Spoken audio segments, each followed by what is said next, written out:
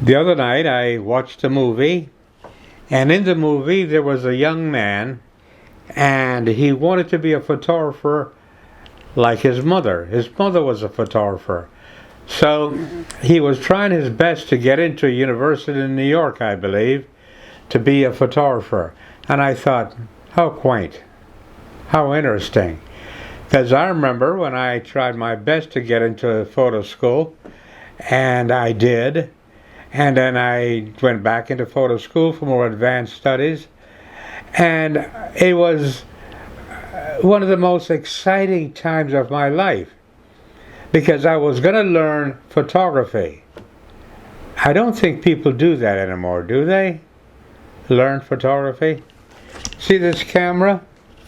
This is a Canon 5D, and this camera has been used to make motion pictures. Did you know that? And this camera was a workhorse for a lot of news photography. Did you know that? And this camera has been used by some of the most famous photographers in the world. This camera, of course, required some knowledge of photography to use properly. A few minutes ago, I went into my kitchen and I shot some photographs handheld with the kitchen light on a sheet of white paper.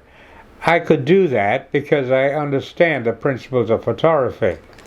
And you can see the photos and you can judge for yourself. The problem is that they were handheld. Had I used a tripod, they would have been much sharper. But I didn't. My point anyway was to show you that even though this is an old camera, it still has value. Which brings me up to my point. Even though I'm an old dude, I still have value. And I gotta tell you, I am working to make sure that I'm relevant, even at my age. And that means that I don't look back in the past and think about, gee, what could I have done? What should I have done? What are the things that I didn't do that I should have done?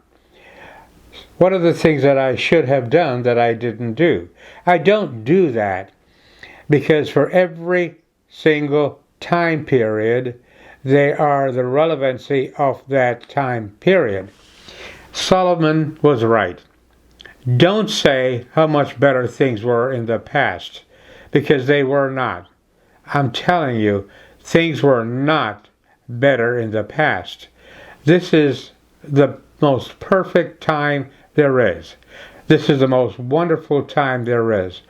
But you've got to get it in your head, and you've got to open your eyes and listen carefully, and with your heart, you've got to feel how beautiful a time this is. I just want to let you know that.